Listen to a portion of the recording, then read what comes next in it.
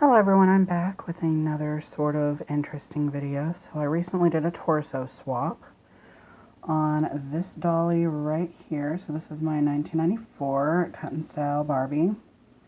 And she, as you can see, her neck had chipped a long time ago. And I actually wound up cutting the majority off that was chipped so that I could even it out. And I actually wound up inserting a neck peg, new neck joint in there, and it just basically made her neck smaller.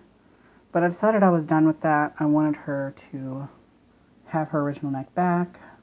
And unfortunately, I got this doll back in 2010 when I didn't really know that well how to repair dolls. So she wound up getting chipped over and over, and I think I'd attempted to glue her back together and failed miserably. So fortunately, I had another doll that was the same skin tone. This is actually the remains of, minus the torso, that's the new torso, that's her torso, the Hotspot Barbie from the African American Hotspot Barbie from 2001.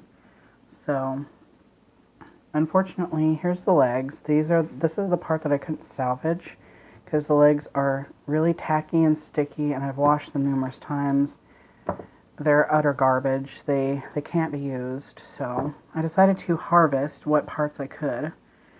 And I will see if I can't, if I find another doll with a busted torso, then I will definitely have to swap that out. Put her with this one, because I am going to put this and that back together since I can put a neck joint in there.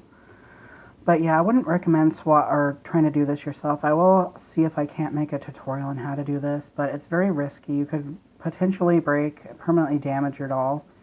I've been doing this for many years, and lots of trial and errors, so it's always a risk when you do this. But I just thought I would show you the inner workings of the 1966 twist and turn body, and that is the body that is stamped 1966. That is when this body mold was made. So yeah, and one thing I always found fascinating is there's all these things on these numbers and stuff. I don't know what they mean. Especially the clock thing, I don't know what that means either. I've cracked so many dolls open in the past, and a lot of times I see this, so. But yeah, here's the front. So the classic B print underwears. And these are actually the hip joints, which I harvested from the legs.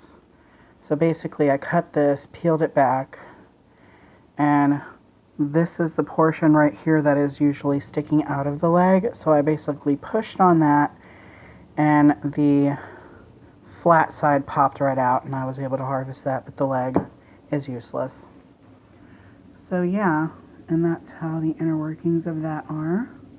Those little slots were these little pegs. Some of them wound up getting broken off whenever I cracked her open. So yeah.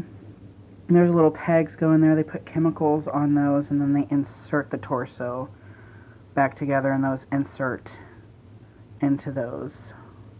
And it usually fuses together. And they do that on these parts of the body a lot of the times, on the edges, put the chemicals there, and it melts the doll together. So yeah, there's that. And I guess I will actually show you, because Cut and Style Barbie actually has different inner workings. It's the same torso mold, but because she's a little bit older, the inner workings are a little different. So this is her original torso, and I will now take the body apart. It's also different with the arms. So first we have the neck joint, which I cut the prongs off. So yeah, that is the part that inserts, and usually there's a little peg on the inside of there that inserts through that hole right there, so it doesn't go anywhere, but that unfortunately broke off. So again, you take risks when doing this. So I've not glued this back together. You can just use super glue. So yeah. And I know what you are thinking, why not just swap the body? Well, since I have the skill to do this, I usually, whoops. Okay. So here we have the inner workings of that. And if you can see here, well, first off, the arms.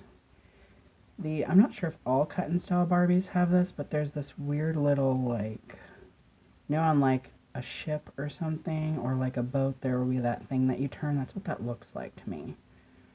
And that obviously is not on the newer arms, so I don't know. And then you'll also notice that these extra slots here are not there on this one, so I thought that was kind of interesting. Little things to point out. So yeah, I guess I will quickly show you guys how to put the doll back together. So this piece inserts into there. This piece inserts into there. Insert this piece into there.